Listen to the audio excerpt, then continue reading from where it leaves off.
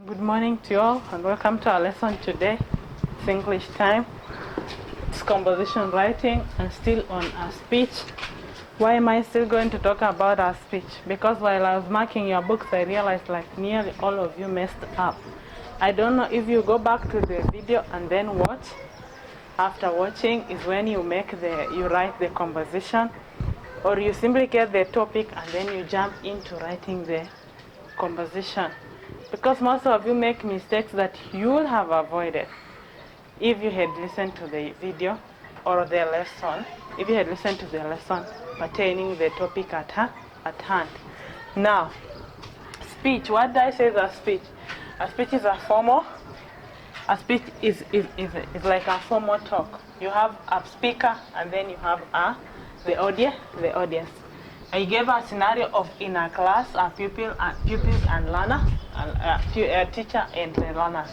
The teacher is the speaker, and then the pupils are the audience. The first mistake most of you did, we said when you are talking or when you are writing a speech, you quote everything spoken by a speaker. You quote everything spoken by a speaker. That means you have to use the inverted commas, or we call them the quotation speech marks. So, opening speech mark, our guest of honor, sir, our guest of honor, sir, the area chief, comma, the head teacher, remember to use the comma in our list, the head teacher, you have the head teacher, comma, deputy head teacher,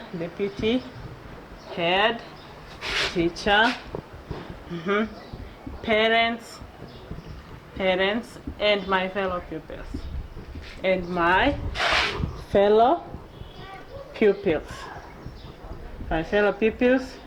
Good morning. Then you continue. It is my pleasure to be here with you today to talk about soil erosion. The topic was soil erosion. Now, somebody has the opening speech marks, which is correct, because when you're talking about a speech, you quote everything spoken by a speaker. Now you have the opening speech mark, and I said, if you want to react to the audience, or if you want to react to the audience, like let's say you said good morning, and the audience had to reply good morning to you too. I said good morning to you too has to come in its own paragraph. Like it becomes what? A reported speech. Now, I said for most of you, you should avoid coming up with the audience reacting. Instead, just quote whatever you are speaking and end the speech. Example, fellow pupils, good morning. It is my pleasure. You just continue writing. Don't say the audience replied, good morning to you too. Because the moment you are going to say, for example, now I'm closing my speech here and I'm saying, the audience replied, comma, that is when we're talking about direct and indirect speech. The audience replied, comma, opening speech mark, good morning, capital letter, good morning to you too. Good morning to you. Good morning to you too. And then you close whatever the audience said. Then you say, I continued. Opening speech marks. It is my pleasure, Now, you see, we are having so many opening speech marks. You have this opening, what the audience said, then the audience, whatever they said, you also close. Then you are continuing, and then you are opening. I say the best way to do this is do not react to what the audience say. Like don't say, good morning, the audience replied, good morning to you too. Like you can omit this in your composition. And then Sir James will say, good morning. It is my pleasure to stand before you today to talk about soil erosion.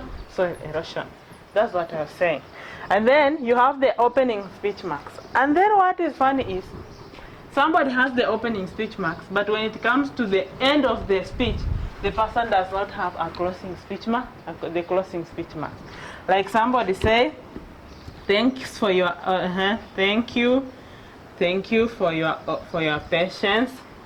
for your thank you for your patience and having listened to me and having listened to me. Full stop. Go in peace. Go in peace. Let God bless you. Let God go in peace and let God bless you. You have the full stop, and then you have the full stop, and then you have the closing speech mark. The closing speech mark. So when I was talking about direct speech yesterday, I said all the punctuation marks come before the closing speech mark. The closing speech mark. Now I'm having my opening speech marks, and I'm having my closing speech marks, which most of you did not. Somebody just has the opening speech marks, and then they don't have the closing speech marks, or someone has the closing speech marks and they don't have the opening speech marks, or some of you do not have even the opening speech marks and you don't have the closing speech marks. If you can't quote what you said, then it is not a speech. And I don't understand why somebody should have a heading, a speech on soil erosion, and then you are not quoting the exact words the speaker spoke. Then how is it a speech? Sometimes we have to think. Now you come here, apart from having the people not having the quotation speech marks, what also came out in your composition is this. I said talk about soil erosion, and I gave you key points to note. Like number 1, say talk of definition. Soil erosion is the carrying away of topsoil by water or wind. Water and wind are what we call the agents of soil erosion, because water and wind facilitate the carrying away of the soil.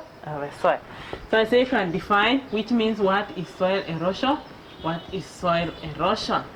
When you have that, you can talk of agents of soil erosion. Agents of soil erosion. And then you can talk of types of soil erosion. You are going to talk of types of soil erosion. And then you are going to talk of number 1, control measures of what? Of soil erosion. Now, you have like 4 questions. You simply answer the questions. What is soil erosion? Agents of soil erosion, types of soil erosion, control measures of soil erosion. What is funny is people do not know even what to write. You can simply say soil, it is a speech. You can tell us you woke up early that morning because you had been invited to a neighboring school to give a speech on soil erosion. So you woke up early that morning because you knew the early bird catches the worm. You prepared yourself, and within no time you are on your way to the neighboring school. You say when you reach that school, all and sundry had assembled. It was your time to go to the podium and give the speech. You tell us how you walk to the speech. A good composition writer should always use adverbs and adjectives. It's as simple as that. You tell us how you walk to the podium, and then you clear your voice and begin. Are you getting that? And I said in your attendance you have the area chief, the head teacher, the deputy head teachers, and your fellow pupils. So you simply say, why did I give you that? Because I wanted you to come up with the correct order of importance of how you are supposed to mention these people according to the importance or how big the office they hold is. We don't mean that somebody is more important than the other. So you say, you go to the order of importance, you say the area chief, the honorable area chief, the head teacher of this school, the deputy head teacher, teachers, parents, and my fellow pupils. I am so and so. I am before you today. I'm standing before you today to talk about soil erosion. What most of you do not understand is maybe what is soil erosion. You tell us soil erosion is the carrying away of topsoil by air. Now you are coming to what is soil erosion. You define. You tell people what, or your fellow people what is soil erosion. Now, soil erosion is the carrying away of topsoil by either water or wind. Now, this water, and then you say water and wind are what we call the agents of soil erosion. The amount of water, when it is rain, the amount of water, how the amount of water carries away topsoil depends on the amount of rainfall in an area. And you say land that is bare experiences a lot of wind erosion because there are no cover crops. Then you come here, that's where we have a problem. Types of soil erosion. So if that is my paragraph 1, I'm having definition, and then I'm having paragraph 2, which I'm having agents of soil erosion. This is where the problem began. We have types of soil erosion. You can say we have different types of soil erosion. Gully erosion, or let's say we begin with splash, or also called splash. It says splash erosion is also called spatter erosion.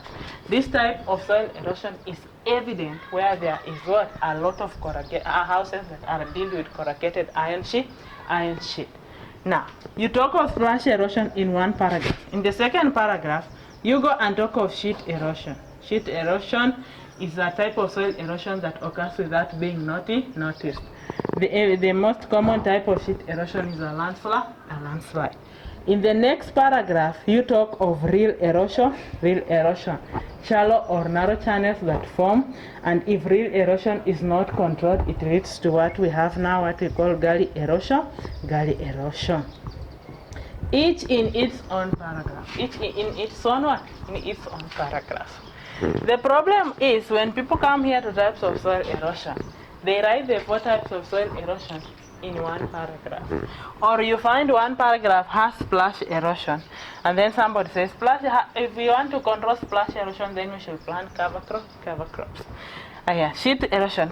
When they are forgetting, one of their questions is control of soil erosion.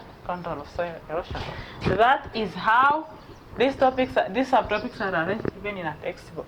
So you are going to talk of splash erosion, what is sheet erosion, what is real erosion, and what is gully erosion. And then you continue and say, all is not lost. We can, if we put together our efforts, because we know togetherness is strength.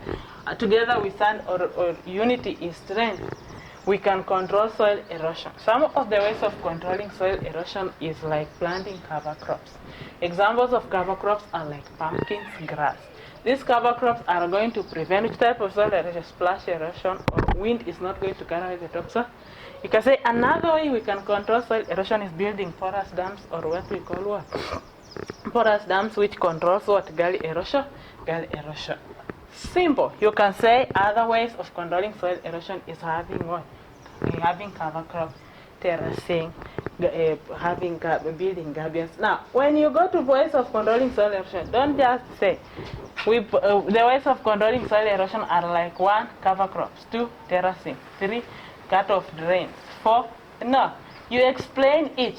You don't expect that the person you are talking to, you don't just assume that the person you are talking to understands what you are talking about, or not everyone knows what is terracing, or not everybody understands what are cut off drains. Not everyone understands what's mulching. Talk about it, explain, like in one paragraph, explain what's mulching, and it can prevent sheet and gully erosion, sheet and splash erosion, or spatter erosion. Talk of building of gabions, or also called porous dams, which is the most effective way of controlling gully erosion. In its own paragraph. When you finish that, I said you can end your composition by saying what? Thank you all for your patience and having listened to me. Go in peace and let God bless you. When you end your composition, have the closing speech mark. It is as easy as that. You have the closing what? The closing speech marks. And then you can have another paragraph where you are going to say, all the guests left at their own pleasure as people applauded me, or as people clapped for me. I felt as proud as a peacock as I got out of the podium. The podium is where maybe you stand when you are giving a speech. Simple as that. You could have come up with a very good composition. And what I'm saying is nearly exactly what I said in the lesson video which we sent. You're just supposed to listen to the lesson and then do what exactly you're told to do. A very good composition writer simply follows instruction.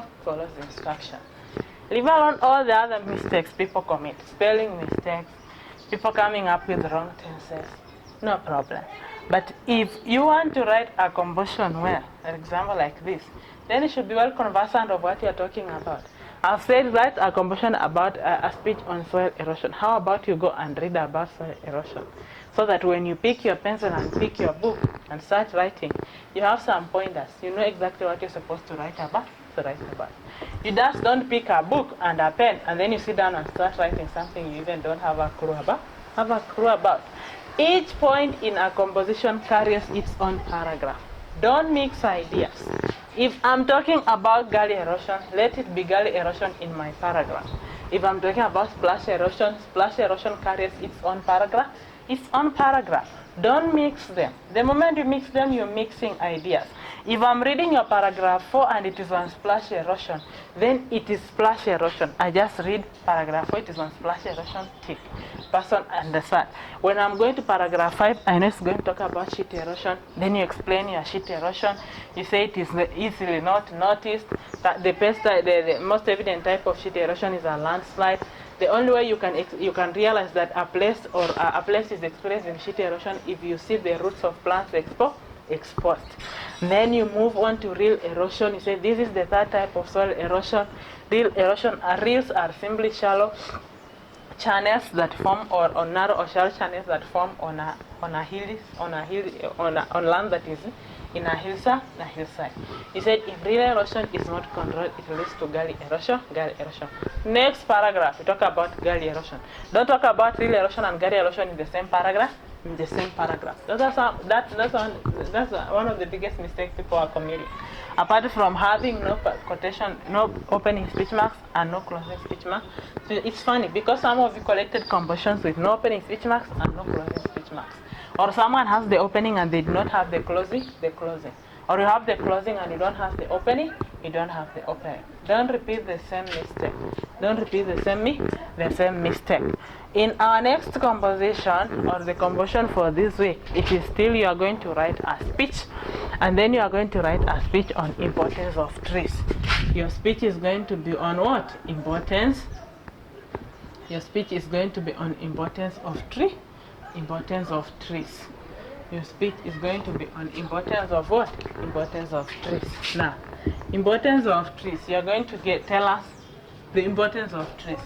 And there are so many different types of importance of trees. For example, it is home to wildlife. It is source of what? Trees are source of food. For example, prevent soil erosion. They prevent soil erosion. Source of medicine. I have that. Source of timber for building houses. Just but to name a few. I haven't named everything. This is just but to name a few. Just don't repeat the same mistake you did in soil erosion. Home to wild animals. You're going to say importance of trees. Trees are important in our day-to-day life. So many of us have experienced chief barasas where we are told if you cut one tree, then you should plant two. People are encouraged to carry out agroforestry, afforestation, and agroforestry. Why are people encouraged to do that? Because trees are very important in our daily life. Trees have many importance, like we can say, it's a home to wildlife. How are trees home to wildlife? You can say birds build their nests on top of trees. Monkeys in the forest live on trees. You can say snakes also live on trees. So if I'm going to talk about home to wildlife, then I can't mix that point, home to wildlife, which is, let's say, my paragraph 3 or 4. I just exhaust home to wildlife. And then in the next paragraph, I'm going to talk of source of food. The trees are also sources of food. Nearly everything we consume comes from trees. Trees are green plants, which means they are the producer. Like everything, it comes, everyone in the ecosystem depends on trees. You can say examples of food we get from trees can be like fruits. You can get like maize, like beans. Now, you are explaining that Don't mix point A, which is source of food, with point maybe 1, which is home to Allah. Even if that point carries only 3 sentences or carries only 4 words, it's a paragraph. Now, you just remember that when you begin your speech, opening speech marks, and when you close your speech, you have the closing speech marks. Don't mess it up, kindly. If you don't understand anything, you're always free to ask. Have a good day.